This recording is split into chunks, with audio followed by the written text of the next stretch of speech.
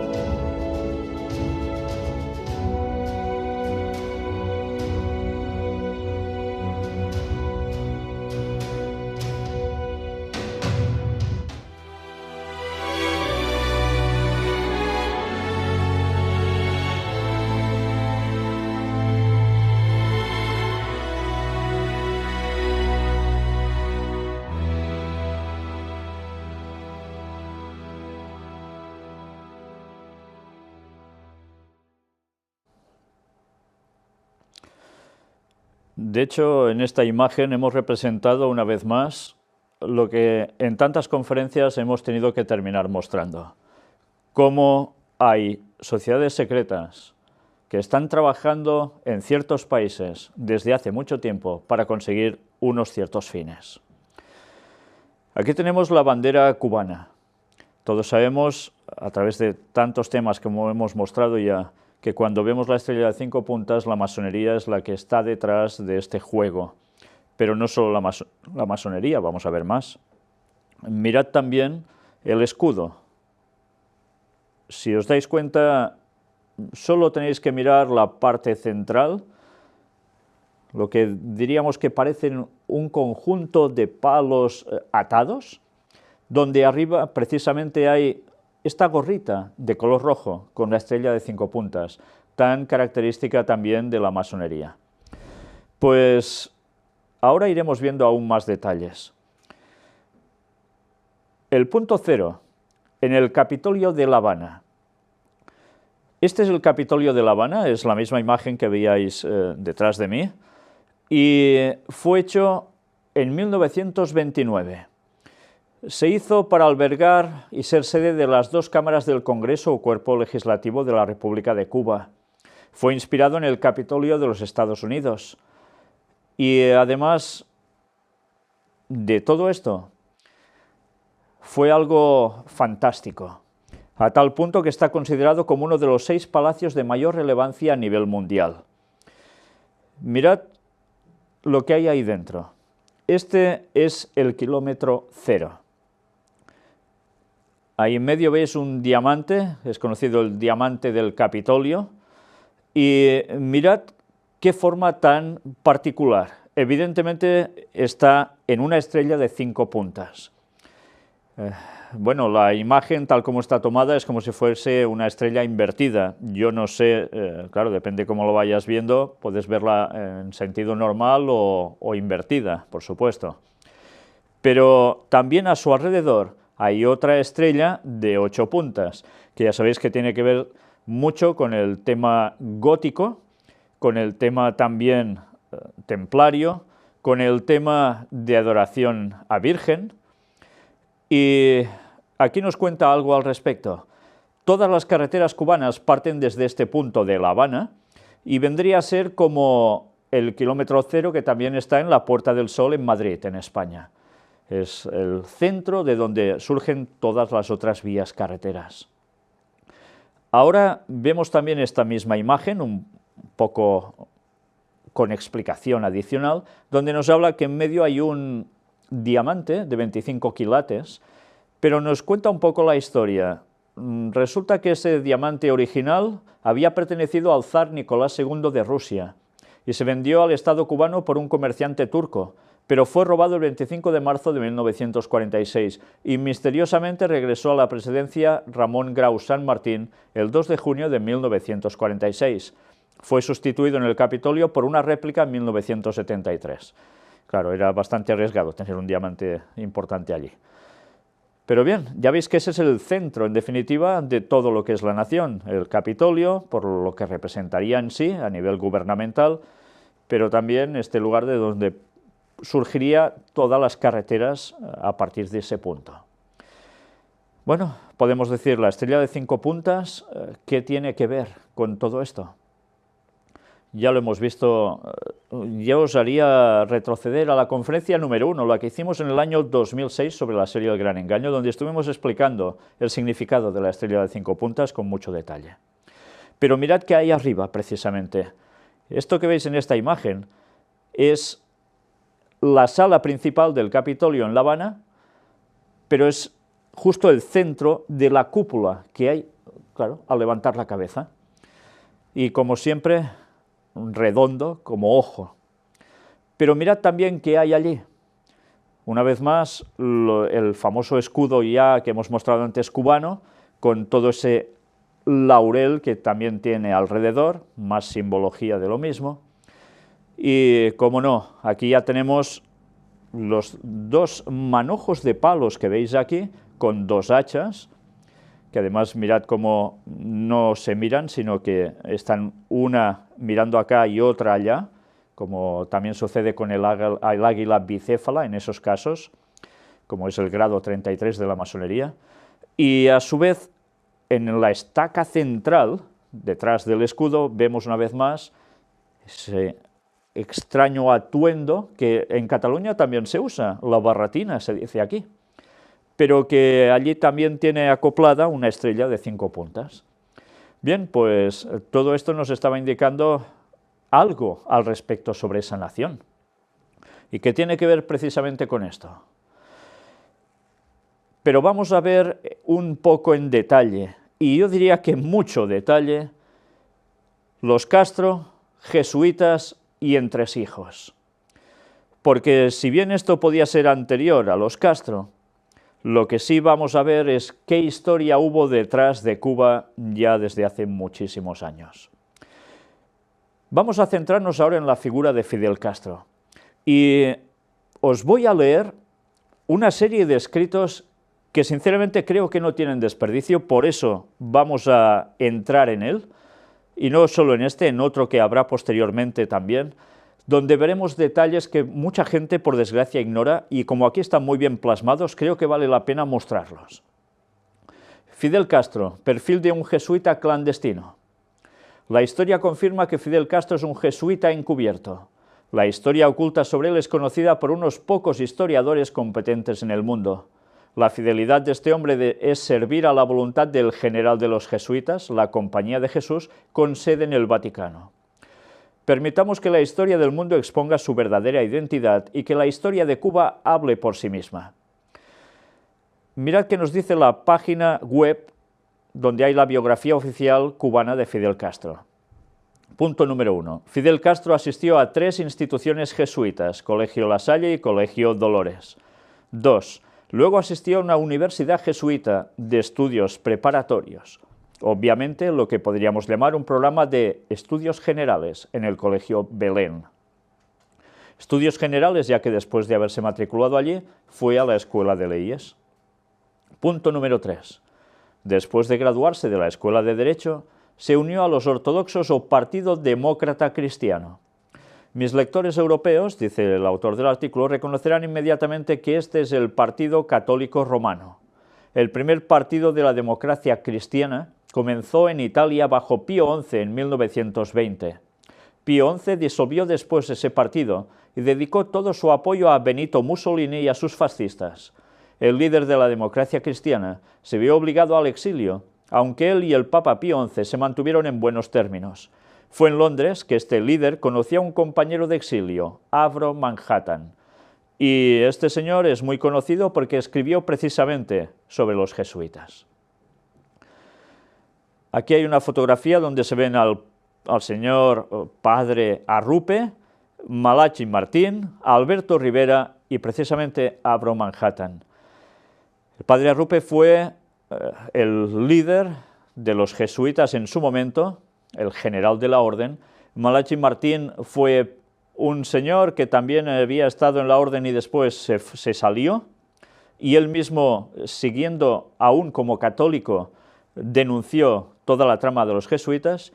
Luego Alberto Rivera hemos tratado también de él, al igual que de Malachi Martín, en varias ocasiones, un ex jesuita que murió asesinado por los mismos suyos después de denunciar tan abiertamente los planes de esta gran institución, y Abro Manhattan, que tampoco se quedó corto diciendo cosas sobre ellos. Aquí nos dice el autor, volviendo a Fidel Castro, Castro estaba, obviamente, trabajando de pleno para los jesuitas cuando se unió al Partido Demócrata Cristiano como un joven abogado. Para el tiempo de la Revolución Cubana, en 1958-1959, los jesuitas en América Latina eran de ideología marxista-leninista, como Abro Manhattan y el ex sacerdote jesuita Malachi Martín bien documentaron. Malachi Martín explica cómo en 1963 los jesuitas se convirtieron en fanáticos comunistas de extrema izquierda, al mandato de Pedro Arrupe, marxista y un gran defensor de Fidel Castro. Martín documenta en su libro Los jesuitas y la traición de la Iglesia Católica Romana, cómo los jesuitas procedieron a fomentar revoluciones comunistas en toda América Latina y África, con la ayuda de Castro. El fallecido ex sacerdote jesuita Alberto Rivera honestamente reveló que el general jesuita Pedro Arrupe fue el jefe del Partido Comunista de España. Malachi Martín dejó a los jesuitas en 1964, pero mientras trabajaba en el Vaticano, se dio cuenta del hecho de que estos y muchos cardenales de alto rango habían celebrado una misa negra en el Vaticano, en la Catedral de San Pablo. Durante esta misa negra, estos cardenales y jesuitas instalaron, entre comillas, a Lucifer como jefe de la Iglesia de Roma. Malachi Martín creía que gran parte del clero romano en ese momento comenzó a practicar el abuso de menores como parte de sus ritos satánicos de culto. En cualquier caso, conviene tener en cuenta que Malachi Martín pasó a trabajar como asesor para 2 papas más, ya no como jesuita. Él realizó el trabajo textual en los rollos del Mar Muerto, era una autoridad en lenguas semíticas. Se sacó una foto de Malachi Martín sentado entre el Papa Juan Pablo I, el Papa asesinado también, y el asistente del Papa Diego Lorenzi en 1978, mucho después de que Martín había dejado a los jesuitas. La imagen aparece en la excelente exposición que David Yalop hace en su libro En el nombre de Dios, acerca de la muerte de Juan Pablo I y el escándalo del Banco del Vaticano. Volviendo a Castro y la Cuba comunista, Calvary Contender, un periódico independiente bautista online, reporta que Henry Morris, el autor de El diluvio del Génesis, informó que el Papa visitó recientemente Cuba. Castro y él compartieron el mismo podio. El Papa Juan Pablo II sonaba tan comunista como Castro. Ya veis que esto ya tiene unos años. El Papa y Castro suenan igual en el socialismo. Fidel Castro y el Papa Juan Pablo II se reunieron el pasado mes de noviembre. Cuba es abrumadoramente católica. A los católicos se les permite unirse a su oficialmente ateo Partido Comunista. El Papa suena muy al estilo de Castro en sus frecuentes condenas del capitalismo, el consumismo y el sufrimiento de los pobres. ¿No suena lo mismo que está haciendo el Papa Francisco ahora? Él dijo en la Cumbre Mundial de Alimentos de la ONU en noviembre que el desequilibrio entre ricos y pobres, los que tienen y los que no tienen, no puede ser tolerado. ¿No recuerda la encíclica Laudato Si del Papa Francisco esto también? 1. Cuba es abrumadoramente católica. 2. A los católicos romanos se les permite ingresar en el Partido Comunista Ateo. 3. Fidel Castro es un graduado de varias instituciones de la compañía y tiene buenas relaciones con el Papa. Y si esto era en esa época, ha seguido haciendo lo mismo con el Papa Francisco. 4. Él era un miembro de la Iglesia Católica Romana, Partido Demócrata Cristiano, antes de iniciar su revolución marxista-leninista. Alberto Rivera, el ex sacerdote jesuita que se convirtió en un predicador protestante, dijo que Castro es un cuarto grado jesuita profeso. La evidencia circunstancial corrobora esta afirmación. Un jesuita profeso es un jesuita del cuarto voto. Y ya estuvimos hablando precisamente sobre ese cuarto voto cuando estuvimos tratando a fondo el tema de los jesuitas. Fidel Castro Ruz nació el 13 de agosto de 1926 en la plantación de azúcar de su familia, que está cerca de Virán, provincia de Oriente, Cuba. Su padre, un trabajador inmigrante originalmente de Galicia, España, se convirtió en propietario de 23.000 hectáreas de plantaciones allí. Cuando era niño, Castro trabajó en los campos de caña de azúcar de la familia. Cuando tenía 6 años de edad, convenció a sus padres para mandarlo a la escuela. Asistió a 2 instituciones jesuitas, el Colegio La Salle y el Colegio Dolores de Santiago. En 1942 ingresó en el Colegio de Belén, una escuela preparatoria jesuita en La Habana. Fue elegido como el mejor atleta de la escuela en 1944.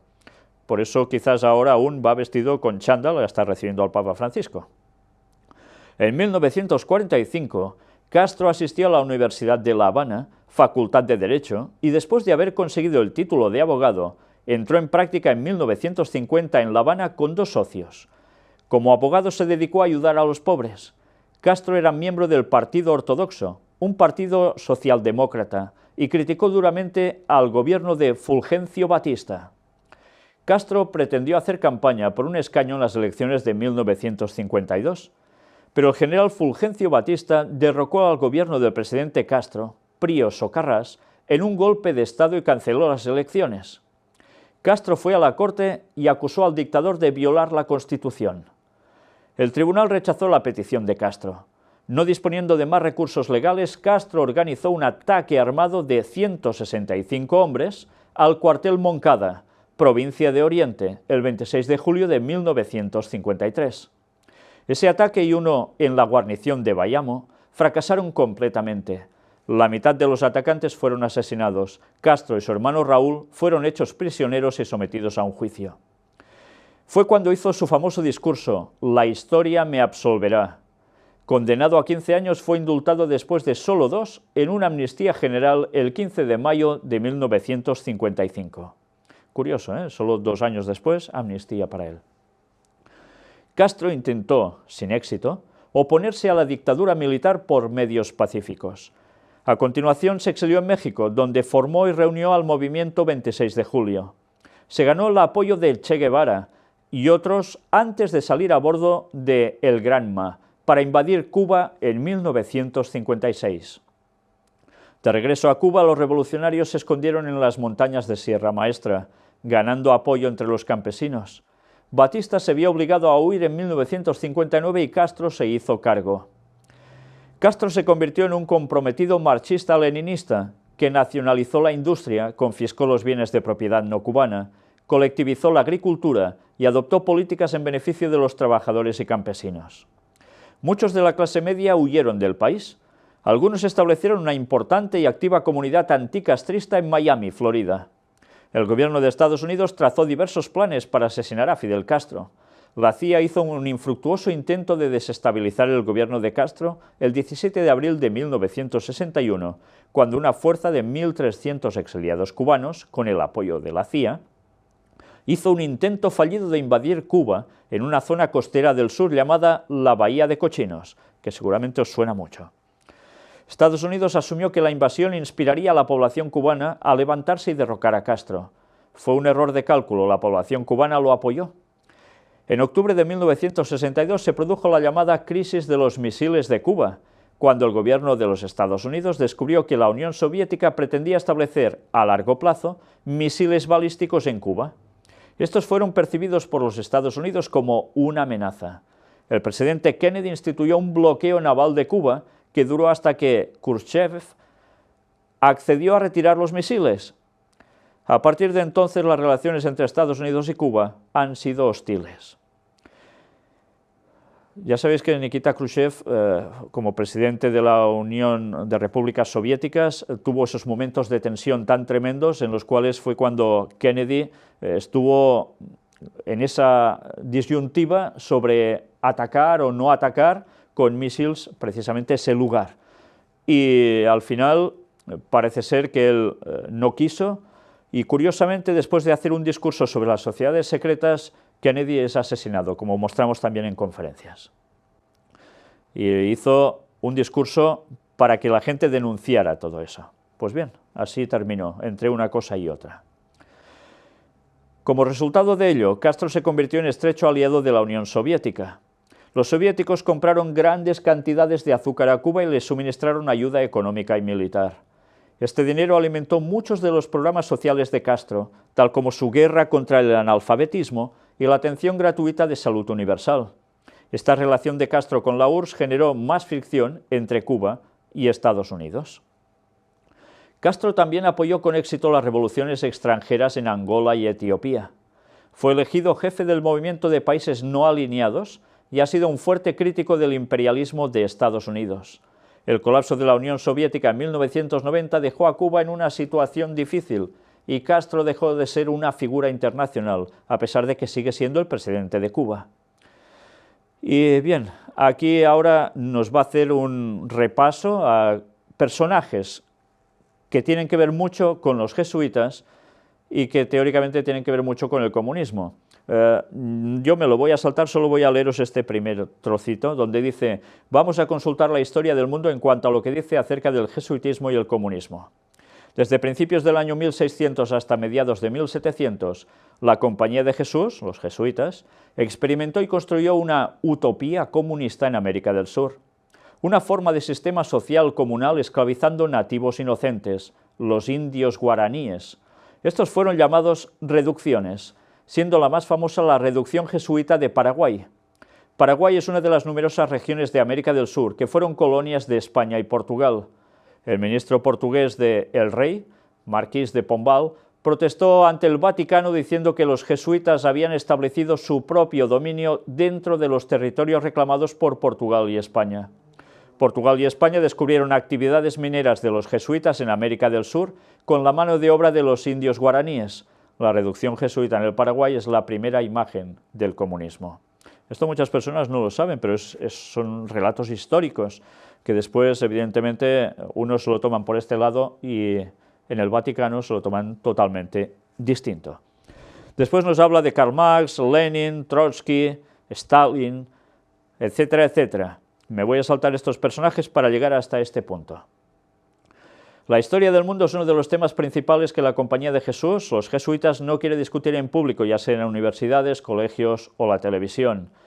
Por último, destacar que los jesuitas son los únicos religiosos de la Iglesia Católica Romana que tienen el privilegio de usar ropa de civil y no túnicas sacerdotales. Sin embargo, siguen siendo padres religiosos de la Iglesia Católica. Esta es una de las razones por las que los jesuitas pueden infiltrarse en los gobiernos, ejércitos y sectores privados en que se note que lo son. Y todo esto que ya lo hemos contado en diversas conferencias, dando muchos más detalles, evidentemente es una verdad total y absoluta, que por desgracia a muchos aún les escuece, les molesta, y en vez de aceptarla se oponen y empiezan a faltar al respeto y tantas cosas más. Pero esto es la verdadera historia. Y esta verdadera historia debe ser conocida, porque así podemos darnos cuenta de quién movió los hilos en Cuba para que Fidel Castro cogiese el poder y llevara a la nación a lo que la ha llevado, y ahora un papa es el que teóricamente está acercando a ellos con Estados Unidos, y lo están trabajando a la perfección, y van a quedar como los máximos señores bien puntuados a nivel mundial. Pues vamos a ver un poco de historia de los jesuitas en Cuba. Aquí tenéis precisamente al actual a un Papa Negro que ahora va a ser sustituido, y es un español también, precisamente, Adolfo Nicolás Pachón. Pues vamos a ver qué nos dice este artículo. Los jesuitas llegaron a Cuba en el siglo XVI, agosto de 1556, y los 3 primeros misioneros solamente encontraron en La Habana 300 habitantes. En realidad, el padre general de esa época, San Francisco de Borgia, atención a este nombre porque después vamos a hablar también de él, había enviado a los sacerdotes a San Agustín de la Florida, pero la nave se detuvo en el puerto de La Habana para pedir información sobre la ruta para llegar al destino establecido. Estos primeros jesuitas permanecieron en Cuba 4 meses. El prepósito, Padre Nicolás, celebrará el bicentenario en la parroquia Sagrado Corazón de Jesús y San Ignacio de Loyola, conocida como Iglesia de la Reina. Esta iglesia, de estilo neogótico, majestuosa e imponente, es la más alta de Cuba, muy amada y frecuentada por los fieles de la capital cubana. Su torre de 50 metros de altura es bien visible desde cualquier punto de la ciudad. De Cuba y de los dominios de Carlos III, los jesuitas fueron expulsados en el invierno de 1762. Ya en el siglo XX, después del triunfo de la Revolución cubana y debido a graves tensiones con las nuevas autoridades, el 17 de septiembre de 1961 fueron expulsados de la isla 26 jesuitas. Como consecuencia, el famoso Colegio Belén, donde estudió algunos años Fidel Castro, se vio obligado a cerrar sus puertas y solo quedaron 48 sacerdotes de la compañía en la isla. Ya ves, una jugada maestra, como que también ahora volvían a ser expulsados y nadie sospecharía quién estaría detrás del mismo Fidel. Actualmente los jesuitas en Cuba son poco menos de 30 y están a cargo de 5 parroquias en ciudades importantes: La Habana, Camagüey, Cienfuegos, Matanzas, Colón y Santiago de Cuba. Entre el 7 y el 11 de mayo del año pasado se llevó a cabo en La Habana la asamblea de la CEPAL, la Conferencia Provincial de América Latina, a la cual también fueron invitados los superiores de Haití, Guyana, Jamaica y Belice. En este momento hay más de 17.000 jesuitas en 122 países de todo el mundo. En enero de 2013 el total de jesuitas en todo el mundo era de 17.287, de los cuales 12.298 sacerdotes, 1.400 hermanos, 2.878 en etapa de formación y 711 novicios. Con respecto al año anterior había 337 miembros menos. En 40 años, entre 1974 y 2013, los sacerdotes de la Compañía de Jesús se redujeron de 29.436 a 17.287. El único continente donde se registra un incremento en 2013 es África, más de 16 miembros. Bueno, 16 más. Mientras la región con mayor disminución en valor absoluto es Europa Meridional, 89 miembros menos, de la que forma parte Italia. Sin embargo, considerando solamente los novicios, Europa Meridional y Estados Unidos marcan un incremento entre 2012 y 2013.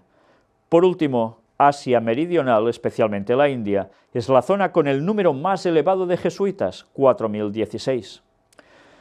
Y ahora que hemos hecho un poco de historia y repaso a los datos jesuíticos, vamos a ver San Francisco de Borja, año 1572. Y este señor que veis aquí, en esta imagen, vamos a buscarle algunos detalles interesantes. Vamos a saltar mucha historia y vamos a lugares concretos solo, específicos. En 1551, después de dejar a sus hijos en buenas posiciones y herederos de sus muchos bienes, fue ordenado como sacerdote religioso jesuita. Esa fue la noticia del año y de la época, que el duque de Gandía y gobernador de Barcelona lo dejaba todo y se iba de religioso, y era ordenado sacerdote. El gentío que asistió a su primera misa fue tan extraordinario que tuvo que celebrarla en una plaza. En 1554 fue nombrado por San Ignacio como superior de los jesuitas en España. Dicen que él fue propiamente el propagador de dicha comunidad en esas tierras. Con sus cualidades de mando organizó muy sabiamente a sus religiosos y empezó a enviar misioneros a América. El número de casas de su congregación creció admirablemente. Bien, ya hemos visto que era el personaje que motivó precisamente a los jesuitas en Cuba. Una vez el médico le dijo al hacerle una curación dolorosa: «Lo que siento es que a su excelencia esto le va a doler». Y él respondió: «Lo que yo siento es que usted le diga excelencia a semejante pecador». Cuando la gente lo aplaudía o hablaba muy bien de él, se estremecía de temor. Un día afirmaba: «Soy tan pecador que el único sitio que me merezco es el infierno». Bueno, lo dice él. A otro le decía: «Busqué un puesto propio para mí en la Biblia y vi que el único que me atrevería a ocupar sería a los pies de Judas, el traidor. Pero no lo pude ocupar porque allí estaba Jesús lavándole los pies. Así de humildes son los santos», dice este escrito. Al morir San Ignacio lo reemplazó el padre Laínez, y al morir los jesuitas nombraron como superior general a San Francisco de Borja. Durante los 7 años que ocupó este altísimo cargo, se dedicó con tan grande actividad a su oficio, que ha sido llamado por algunos el segundo fundador de los jesuitas. Por todas partes aparecieron casas y obras de su comunidad y mandó misioneros a los más diversos países del mundo. El Papa y los cardenales lo querían muchísimo y sentían por él una gran admiración. Organizó muy sabiamente los noviciados para sus religiosos y con su experiencia de gobernante dio a la Compañía de Jesús una organización admirable. El sumo pontífice envió un embajador a España y Portugal a arreglar asuntos muy difíciles y mandó a San Francisco que lo acompañara. La embajada fue un fracaso, pero por todas partes las gentes lo aclamaron como el Santo Duque y sus sermones producían muchas conversiones. Al volver a Roma se sintió muy debilitado. Se había esforzado casi en exceso por cumplir sus deberes y se había desgastado totalmente. Y el 30 de septiembre de 1572 entregó su alma al Creador. Uno de los que trataron con él exclamó al saber la noticia de su muerte: «Este fue uno de los hombres más buenos, más amables y más notables que han pisado nuestro pobre mundo». Este es un episodio de su conversión, precisamente, y vamos a ver qué más vemos aquí. Preocupados por encontrar sucesión en su primogénito, los duques de Gandía pidieron al emperador que les ayudase a concertar un buen matrimonio para su hijo, quien algún día sería grande de España, y por lo tanto necesitaría aprobación del rey para casarse. El emperador recomendó a doña Leonor de Castro Mello e Meneses, dama portuguesa y gran amiga de la joven emperatriz Isabel. Doña Leonor era hija de don Álvaro de Castro, capitán general de África al servicio del rey Manuel I de Portugal, y de doña Isabel de Mello Barreto y Meneses. Las negociaciones matrimoniales fueron encabezadas por el cardenal Mendoza, quien actuaba en nombre del emperador. En 1529 los prometidos contrajeron nupcias en el Real Alcázar de Madrid. Tras su matrimonio, el barón de Llombay fue nombrado caballerizo mayor de la emperatriz Isabel, un cargo de gran confianza dado por su nuevo parentesco con doña Leonor de Castro. Con este matrimonio, Francisco entró al círculo íntimo de la familia real, consiguiendo el favor del emperador. En 1530, Carlos I elevó la baronía de Llombay a marquesado en la persona de Francisco. Es curioso que precisamente, bueno, deben ser esas casualidades de la vida, la señora Leonor de Castro, portuguesa, ya sabéis que Portugal y Galicia comparten muchos apellidos, porque prácticamente la lengua es lo mismo, y Castro, Fidel Castro, se llama Castro porque su origen está en Galicia, y curiosamente este general de la orden de los jesuitas que propició que se fueran todos para Cuba, bueno, unos cuantos, para hacer su faena, entre otros lugares, se casara con una Castro. Bueno, ya sabéis que Castro, además, viene de tema militar, de castrense, que viene a ser, pues eso, tema militar, pero ¿de dónde procede el apellido Castro? ¿Sabéis? Es de origen judío.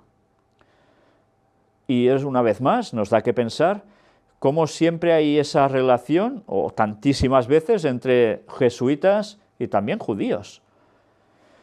Bueno, pues quizás es solo una anécdota, pero es curioso como parece ser que los apellidos, con el paso de los años, en este caso, llevan a fusionarse, a conseguir algo en concreto. A pesar del luto que le embargaba, Francisco se vio entonces libre de toda atadura, se queda viudo, tanto con su rey como con su esposa, y decidió tomar contacto con una naciente orden religiosa a la que él había apoyado económicamente con anterioridad. Esta orden era la Compañía de Jesús, fundada hace pocos años por San Ignacio de Loyola. Ya veis que él financió además. Y después se hizo jesuita. Muy pronto le fue dado permiso para predicar por la provincia de Guipúzcoa, esto es en el norte de España, País Vasco, donde encontraba gran felicidad yendo de pueblo en pueblo.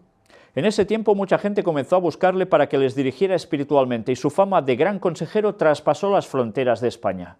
Esa fama se agudizó cuando se hizo director espiritual de una monja de Ávila, que más tarde sería conocida como Santa Teresa de Jesús, de la cual también estuvimos hablando en algunos puntos apartados de nuestras conferencias, demostrando que esa actividad que ella tenía no provenía de Dios, sino precisamente del lado oscuro.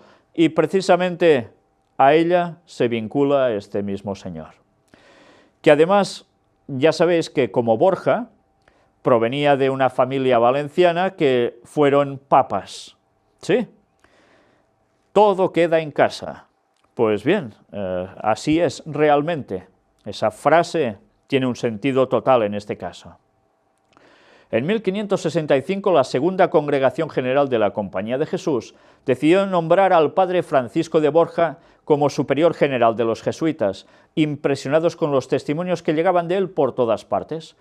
Como superior, San Francisco instauró las oraciones matutinas, también promovió la fundación de noviciados en cada provincia de la orden, así como cientos de colegios alrededor del mundo. Mirad quién lo promueve, el tema de educación jesuita para llevar a los chavales a que lleguen a tener su planteamiento y después sean utilizados por ellos donde haga falta. Pues de este señor. Durante su mandato se mandó renovar la iglesia del Jesús en Roma. Ya sabéis, la sede central en ese tiempo de los jesuitas, que ya mostramos esas figuras tan bonitas que tienen, esas esculturas en la fachada de San Ignacio de Loyola pisando a protestantes, con una postura muy mística, eso sí. Y como era de esperar, ¿qué podíamos pensar de este señor que dicen que es tan bueno?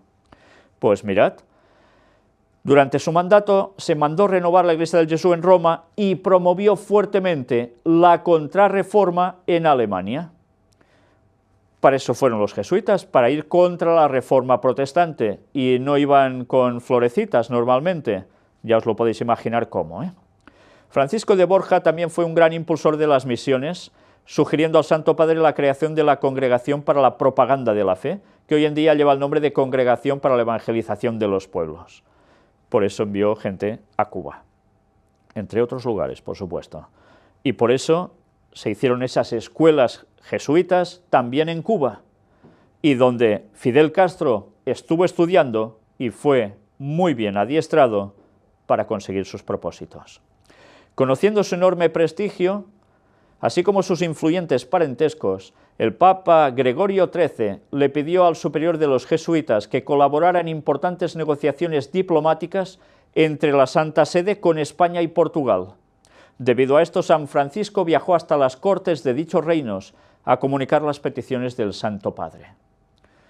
En fin, trabajaba plenamente con un propósito definido y lo hizo muy bien. Mirad una vez más, no elegían a los más torpes, elegían a la florinata para llevar adelante esa compañía. Y evidentemente consiguieron sus fines, y vaya aún si los están consiguiendo, no solo es cuestión del pasado.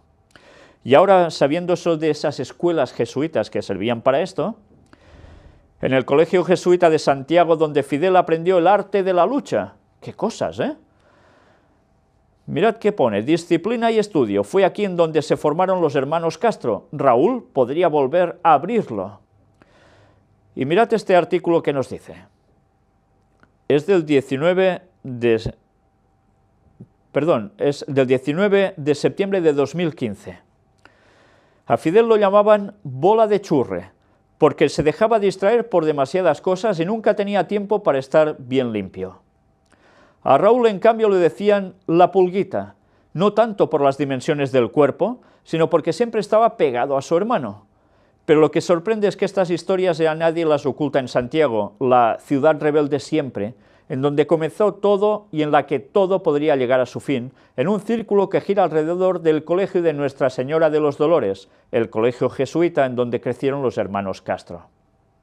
Os he de decir que esta página que veis aquí, donde está extraído este artículo, son católicos y escriben de un modo muy crítico respecto a cosas que hay en su propia institución, pero muy claras, ¿eh?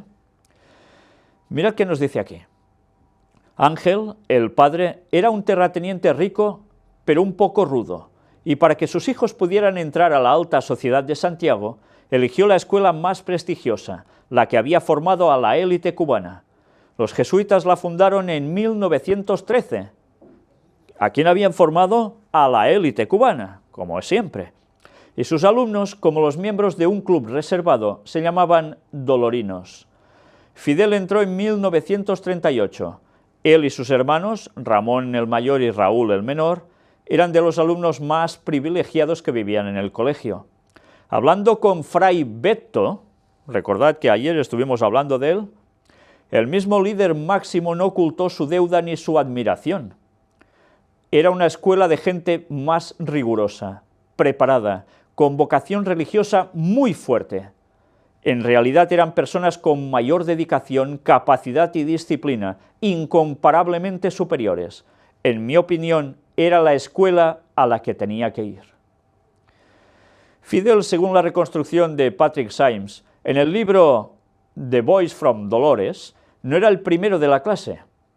José Antonio Cubenas, hijo de otra familia acomodada de Santiago y su rival en todo, tenía mejores calificaciones.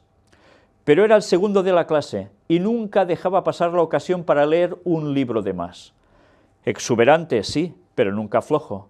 Es más, sus enemigos como Cubenas, que se exilió en Nueva York y cada año se reúne en Miami con los dolorinos que siguen vivos, se quejaban porque los jesuitas le habían enseñado demasiado bien la disciplina militar, que después habría usado para vencer la revolución.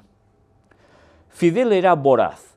Estudiaba, leía, organizaba, arbitraba y comentaba los partidos de béisbol. Siempre llevaba la bandera del colegio en las excursiones que adoraba por la cercanía Sierra Maestra, en donde habría establecido su guerrilla años más tarde. Y que ya sabéis que cuando estaba allí, su madre iba a la Virgen del Cobre y ya sabéis lo que hacía. Una vez escribió al presidente Roosevelt para felicitarlo por la reelección.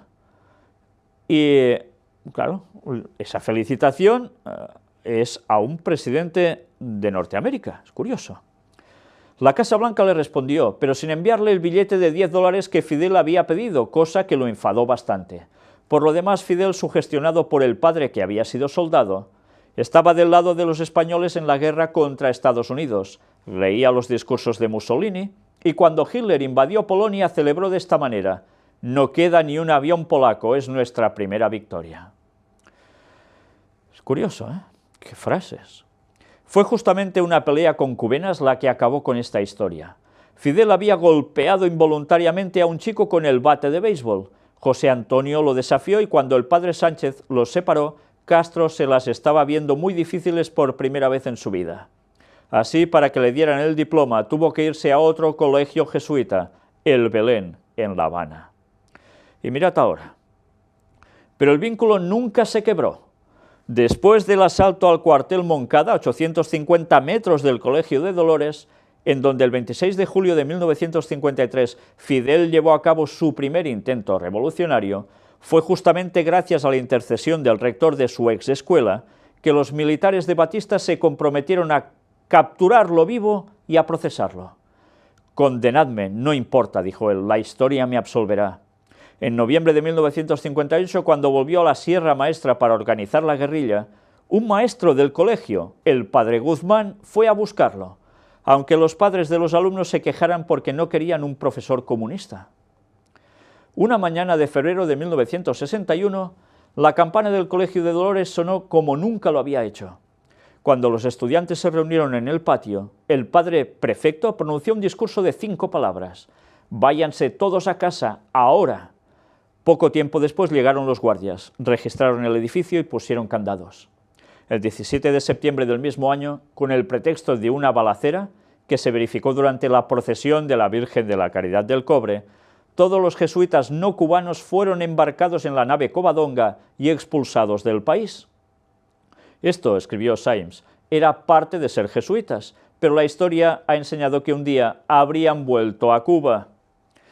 Ahora, en el magnífico edificio gris del colegio, de 3 pisos con arcos y bóvedas de estilo colonial, hay una escuela que prepara a los estudiantes para que se presenten a los exámenes de la universidad.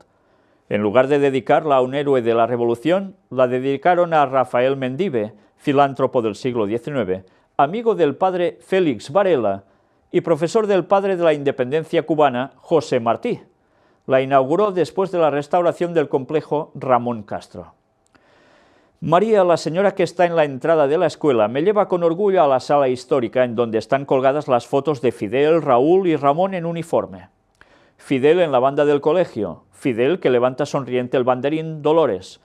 Ahora que viene el Papa, dice María, va a haber miles de personas en la plaza. Santiago está llena de católicos, incluso en esta escuela. La revolución está bien, pero la fe es otra cosa, no están en contradicción. Bueno, ya sabemos que precisamente no es que estén en contradicción, es que van totalmente de la mano. Este es también uno de los motivos del viaje de Francisco a Cuba. Las escuelas católicas han vuelto a funcionar en Cuba, pero son toleradas, no reconocidas. Un estudiante que acaba la escuela es aceptado por las universidades del resto de América, pero no por las cubanas. El pontífice pedirá que cambie esta situación y que el papel de los católicos en la formación y la instrucción sea reconocido oficialmente. Tenía razón Symes. Regresan los jesuitas, hoy con el Papa, y tal vez Graham Greene tuviera también razón al creer en el milagro del hombre condenado que vuelve a poner a Dios en la boca de los hombres. Tal vez sean justamente los dolorinos Fidel y Raúl los que vuelvan a abrir las escuelas en las que aprendieron qué es un hombre. Pero ya vimos que era aprender qué es un hombre, qué era el tema militar y qué era prepararse para servir a Roma, porque eso es lo que hacían en las escuelas de los jesuitas. Y precisamente ahora vamos a ver más detalles al respecto. Castro, agente jesuita. Uno no puede pensar en el daño que le puede infligir a las ideologías de muchos amigos a la hora de pretender desvelar la gran trampa del bipolarismo y la dualidad, del divide y vencerás, que los amos y sus títeres han instalado por todo el mundo, y peor aún en nuestras mentes. He sido muy reacio a tratar el tema cubano y su revolución porque la reacción inmediata de sus simpatizantes me resulta amarga, dice el autor del artículo.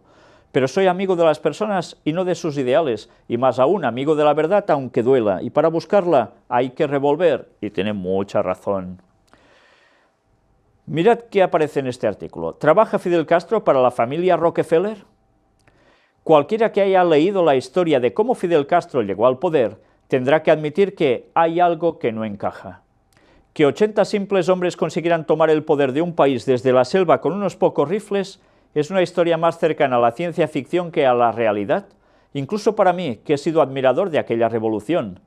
Tiene que haber un elemento que se nos escapa.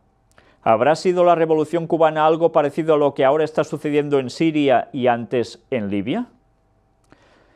Esto ya tiene un par de años. Durante años se ha especulado sobre la condición de judío de Fidel Castro Ruz, o incluso la extrañeza de que el New York Times le dedicara una entrevista muy positiva al poco de iniciarse la sublevación. ¿Los capitalistas mitificando a un comunista? ¿Cómo se come esto? ¿Cómo se entiende? En esta etapa de liberación de informaciones, me llegan algunas que no puedo dejar de publicar, aunque ello acabe con mitos del público de esta página. Fidel Castro estuvo en los cuarteles generales del Consejo de Relaciones Exteriores unos meses antes de comenzar la sublevación, 1955, y al poco de ganar, 1959, siendo recibido con todos los honores por su fundador, David Rockefeller. Bueno, empieza a sonar algo extraño esto, ¿no? Si no era raro ya todo lo que hemos presentado, ya solo falta esto. Pues ya estuvimos hablando sobre el Consejo de Relaciones Exteriores también, y sabemos que tiene todo el partido masónico detrás, por llamarlo de algún modo, y que ¿a quién estaban asociados? Pues a los jesuitas precisamente, al Vaticano, qué cosas. La hija del magnate, Peggy Dulany, organizó el encuentro de profesores universitarios USA con cubanos en 1991, cuando caía el régimen soviético y por tanto Cuba se quedaba sin aprovisionamiento. El hijo de David Rockefeller, Abby, ha sido un feroz defensor del régimen cubano, mientras que el propio David es el presidente del lobby USA que aboga por el embargo a Cuba. Rockefeller es también presidente de una fundación que ha financiado la formación de centenares de universitarios cubanos.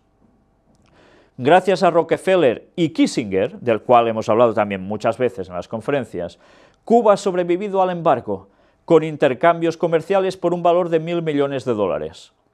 Y todo ello después de que, tras la victoria de Castro, la empresa de Rockefeller, Standard Oil, perdiera las 3 refinerías que, sorpresivamente, había instalado en Cuba para procesar el petróleo venezolano. ¿Pierden sus propiedades y todavía apoyan al régimen comunista? Bueno, pues si todos estos contrasentidos fueran pocos, nada más triunfar la revolución en 1959, Nelson Rockefeller expresó su admiración por el régimen cubano con las siguientes palabras: Castro está haciendo un gran trabajo. ¿Un gran trabajo? ¿Trabajo para quién, entonces? Una de las familias que esclavizan a la humanidad, alabando a un movimiento que supuestamente trata de liberar a esa misma humanidad de las garras de esas mismas familias. ¿Qué está pasando aquí? En 1995, Castro volvería a ser invitado a una reunión del Consejo de Relaciones Exteriores, el CFR, en Nueva York. ¿Sabéis dónde durmió? En la mansión de David Rockefeller en Westchester County. Pues da que pensar todo esto, ¿no? ¿Cómo puede ser que cosas tan antagónicas vayan tan juntitas? Pues si no supiéramos la historia de los jesuitas por detrás, no entenderíamos absolutamente nada. Y ahora todo ese escenario que han trabajado en Cuba durante tantos años y que ha causado todo lo que ha causado, está llegando prácticamente ya a su parte final, porque el papado ha decidido que las cosas deben cambiar y utiliza a quien ha puesto en el poder, por un lado, en Cuba, y al que ha puesto en el poder por el otro lado en Estados Unidos, para conseguir su objetivo. Realmente una obra maestra para dar ahora un detalle importantísimo para el mundo, y es que el Vaticano, el Papa, va a servir como mediador para ir arreglándolo absolutamente todo. Pues bien, una vez dicho esto, es de esperar que el mundo va a buscar a alguien como líder de la moral, y ese va a ser sin duda el Papa de Roma. Mirad esta fotografía. ¿Quién es este personaje que saluda a Castro? Nos dice aquí. Es el jefe de la Orden de Malta, controlada por el Vaticano, jesuitas a través de la CIA, a la cual pertenece también el ex rey de España, Juan Carlos I, Borbón. Y esta es la historia que hay detrás de todo. Como siempre, vamos a parar al mismo sitio.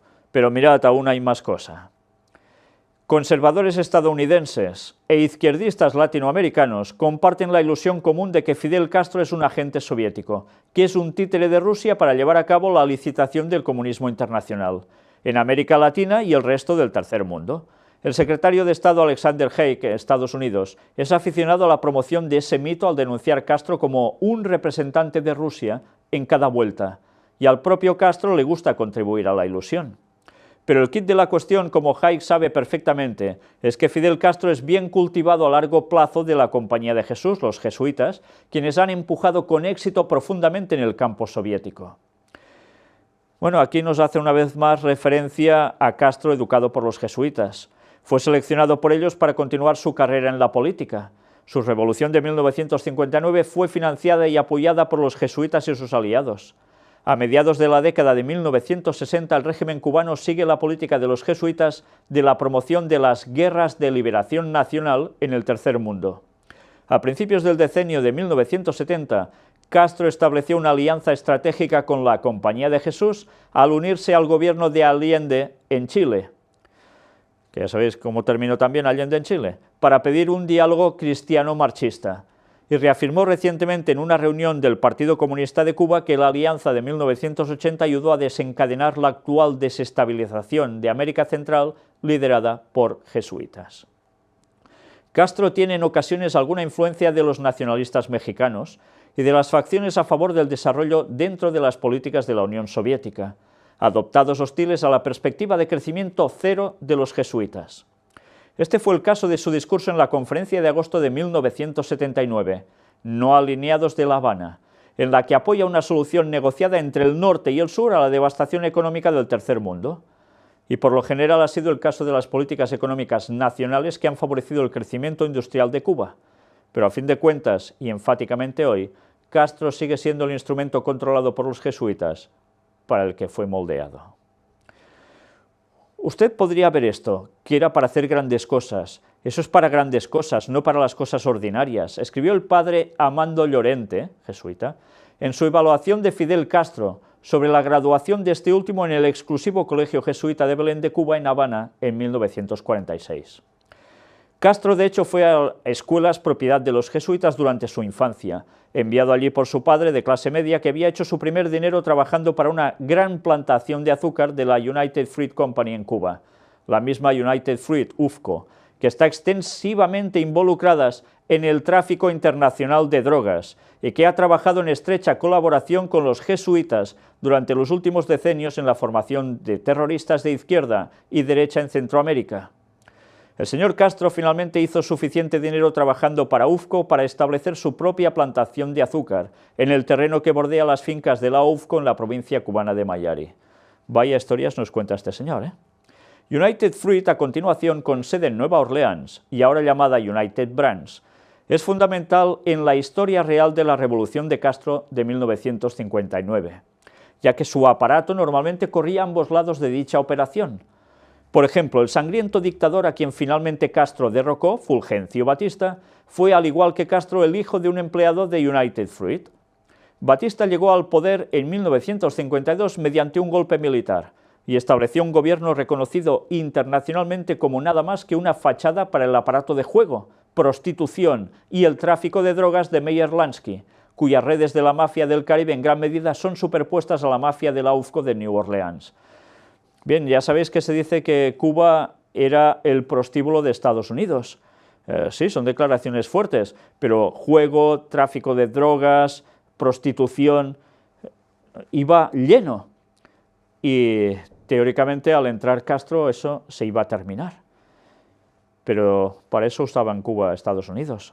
¿Ahora volverá a haber ese cambio para lo mismo?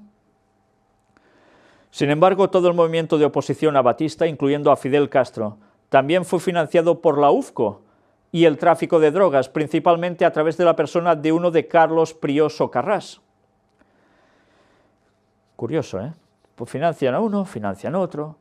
Prió, un socialdemócrata, había sido presidente de Cuba desde 1948 hasta Batista, sobre el que se lanzó en 1952. Fue precisamente durante los años Prió que los chicos de Lansky trasladaron sus operaciones en la cerradura de Cuba, Acciones Barril.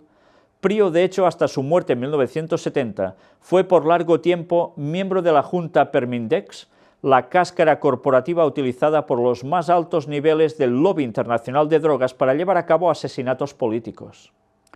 Permindex ha sido identificado por la inteligencia francesa, por ejemplo, como responsable de más de 30 intentos de asesinato contra la vida de Charles de Gaulle, y fue investigado por el fiscal de distrito de Nueva Orleans, James Garrison, en relación con el asesinato de John Kennedy. También, casi nada. Se estima conservadoramente que la Permindex de Prió personalmente bombeó más de 5 millones de dólares para financiar cada uno de los grupos de acción terroristas opuestos a Batista durante la década de 1950, incluyendo algún lugar cerca de $250,000 a la guerrilla de Castro. Fue Prió el que financió la famosa expedición de Castro a Granma en barco desde México a Cuba en 1956 por una suma de $72,000, luego de una reunión entre Castro y Prió en McAllen, Texas, en agosto de 1956. Como siempre, las revoluciones no las hace el pueblo, eso es lo que nos venden. Son financiadas, mueven a sus títeres y a partir de aquí el pueblo pues se añade, unos sí, otros no, y pasa lo que pasa. Jugadas maestras, como siempre. Ahora habla sobre la guerrilla Batista. Prió fue el líder cubano en lo que se llamó Izquierda Democrática en América Latina en el periodo de posguerra, los aliados de la Internacional Socialista, que incluía personalidades como Rómulo Betancourt de Venezuela. ¿Os suena el apellido Betancourt? Pero bien, este es de Venezuela. Pepe Figueras, de Costa Rica, una persona al 100% filial hasta el día de la United Fruit, y la amante peruana de Mussolini, Aya de la Torre. Elaborado por una combinación de los jesuitas y de los intereses oligárquicos italianos y financiado por la United Fruit y el Rockefellers, la izquierda democrática creó una fuerza de mercenarios armados de izquierda conocida como la Legión del Caribe, cuya misión principal era derrocar varias dictaduras de derecha luego establecidas en América Latina. Como estudiante universitario, Castro recibió su primera formación política insurreccional precisamente de estas redes. El bautizo de Castro como guerrillero se produjo en el propio funcionamiento de la Primera Legión del Caribe en 1947, una expedición planeada para derrocar al dictador de República Dominicana, Rafael Trujillo, lanzado desde la isla de Cuba de Cayo Confites. El principal asesor militar y entrenador de la Legión del Caribe a lo largo de este periodo fue el veterano de la Guerra Civil Española, general Alberto Bayo, que luego pasó a formar equipo de la expedición del Granma de Castro en México. Bayo también capacitó a operarios guerrilleros latinoamericanos de Castro en los años posteriores y una vez se refirió al Che Guevara como su mejor alumno. Junto con el respaldo militar de Bayo, la Legión Caribeña apoyó la insurrección de Castro, con la ayuda financiera de Figueras, Betancourt, Prío y otros. Figueras, por cierto, hizo exactamente lo mismo que 20 años más tarde, cuando financió todo el frente sur de la Revolución Sandinista. Y aquí veis una instantánea interesante, donde se ve a Fidel Castro con Juan Pablo II, y ¿qué llevaba el Papa? El crucifijo torcido, la cruz satanista del siglo VI, marca de la bestia llamaban entonces a esto, y lo lleva siempre que hay la ocasión esencial para ello, la más fuerte de todas las cosas que iba a hacer, el crucifijo tenía que estar ahí. Pero lo mismo ha hecho el Papa Francisco, para variar. Prío Socarrás y muchos de sus colaboradores inmediatos rompieron con Fidel Castro durante la radicalización de la Revolución Cubana en 1960-1961. Muchos de ellos dejaron Cuba para ocupar nuevas posiciones dominantes de las redes de drogas que se ejecutan en la comunidad cubana en el exilio. La ideología que dejaron atrás, sin embargo, no era muy diferente de su propia. De hecho, hay fuertes razones para creer que las redes de droga de los jesuitas, incluyendo aquellas controladas por el gobierno de los Estados Unidos, en el momento deliberadamente llevaron a la Cuba comunista en los primeros años 60, con el fin de entregarlo al bloque soviético como una oferta que no pudo ser rechazada. Cuba se convirtió así en una especie de bebé de alquitrán para la Unión Soviética en el Caribe, un bebé de alquitrán que se ha utilizado desde entonces por estas redes jesuitas y sus aliados en la KGB soviética para fortalecer sus intereses y posiciones entre facciones dentro de la Unión Soviética.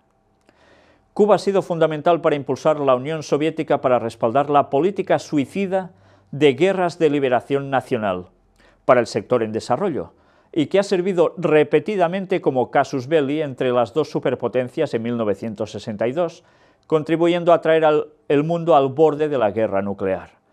La explícita cooperación cubano-jesuita, conocida como el diálogo cristiano-marxista, tuvo como punto de partida a un nivel práctico en 1972. Durante la visita a la Chile de Allende ese año, Fidel Castro mantuvo una reunión de 6 horas en la Embajada de Cuba en Santiago, con el liderazgo de los recién formados Cristianos por el Socialismo del grupo jesuita. Teólogos de la liberación presentes declararon después que Castro no reconoció por primera vez que la alianza entre cristianos revolucionarios y marxistas podría ser estratégica y no meramente táctica. Quizás a algunos os sorprende que el autor de este artículo esté hablando sobre las redes de droga y los jesuitas. Bien, os recomiendo un libro, Vatican Assassins, de Eric John Phelps, y vais a ver qué conexiones tienen de un modo clarísimo. Y ese escrito ya tiene unos años, ese libro, pero vale la pena, porque veréis que toda esta trama no es ningún invento, todo tiene su base. La revolución sandinista respaldada por Cuba, pero dirigida por jesuitas, en Nicaragua en 1979, selló la importancia práctica de este diálogo cristiano-marxista. El presente de Cuba es la adopción total de la línea política de los jesuitas, siendo más enfáticamente reafirmada durante diciembre el Congreso del Partido Comunista de Cuba de 1980. En esta reunión, Castro caracterizó tanto a los elementos revolucionarios cristianos, en la Iglesia como a las fuerzas de la Internacional Socialista, como aliados críticos para todo el movimiento de liberación nacional que Cuba respalda en Latinoamérica y en todo el mundo. Un pequeño paso de Cuba a su postura actual de respaldar apoyo político y logístico para el lado izquierdo de la barrida genocida de América Central ha traído al círculo completo de Fidel Castro a sus raíces originales jesuitas. Pues bien, después de todo este escrito, que creo que valía la pena leer al igual que los otros porque no tienen desperdicio, lo mismo va a suceder con lo que vamos a concluir. Aquí tenéis un libro, Sin Fidel, de Anne-Louise Bardac, la casi muerte del comandante, sus enemigos y la sucesión del poder en Cuba.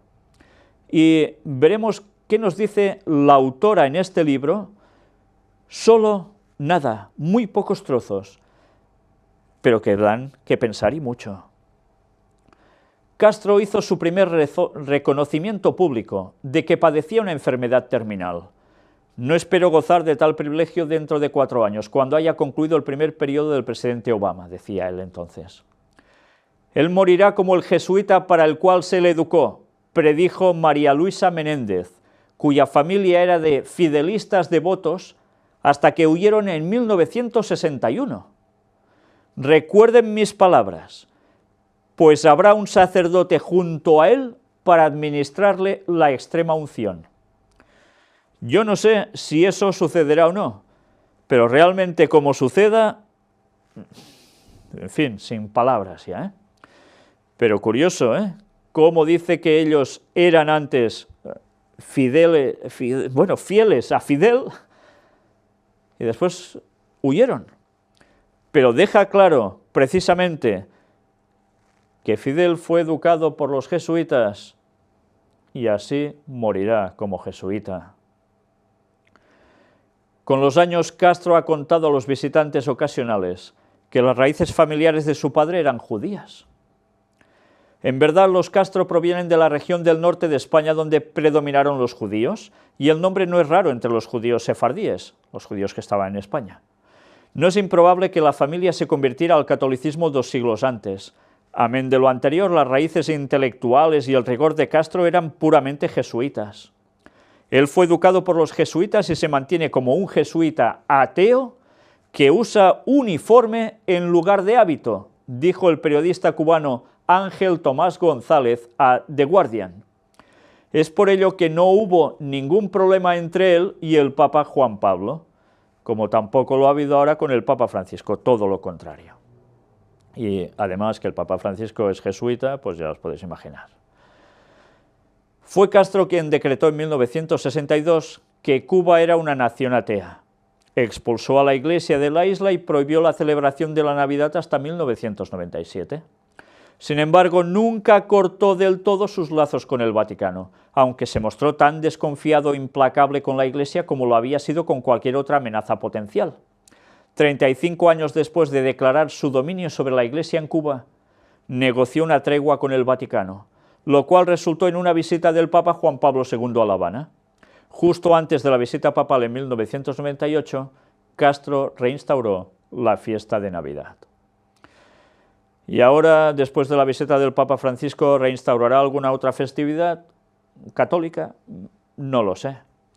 Pero lo que está claro es que toda la pantomima, todo ese teatro que era contrario a la Iglesia, contrario a los jesuitas que los expulsa, etcétera, etcétera, solo servía para conseguir unos fines sobre Cuba a nivel político internacional, porque era esencial para el Vaticano conseguir ciertos fines allí.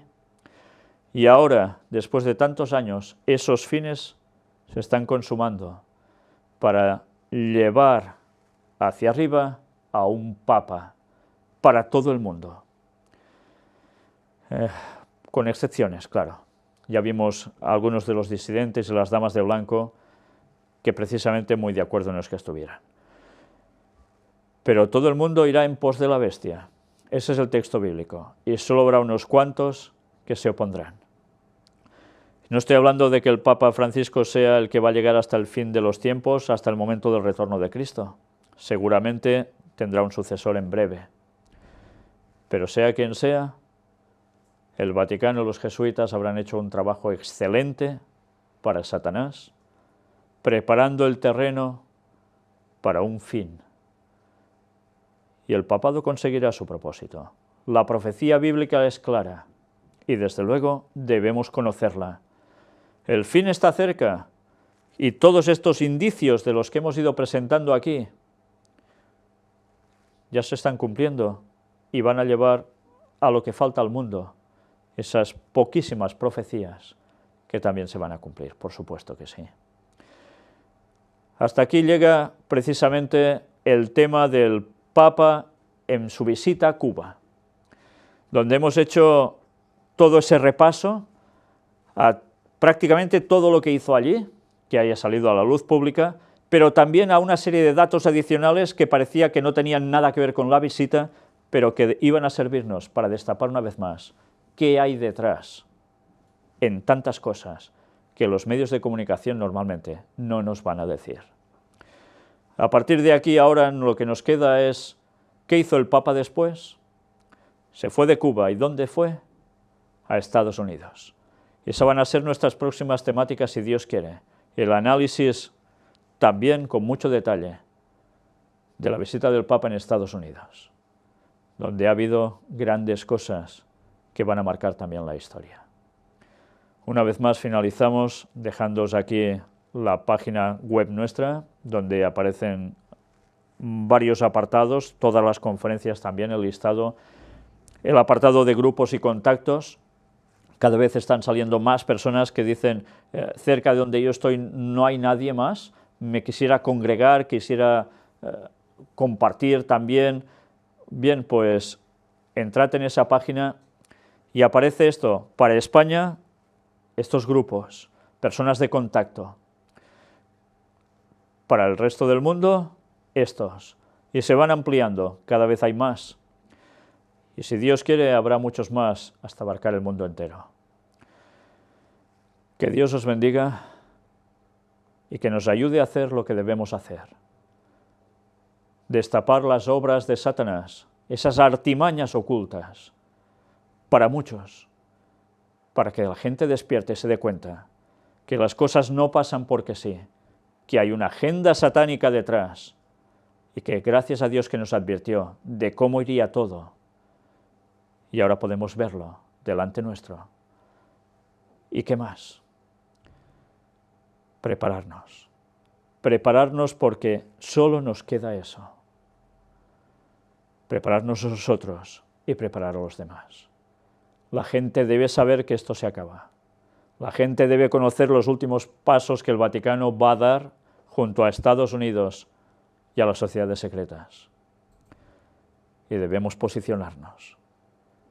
Cristo vuelve pronto. Nos quedan muy pocos años. Y las cosas en este mundo se van a complicar como nunca en la historia. Que Dios os bendiga.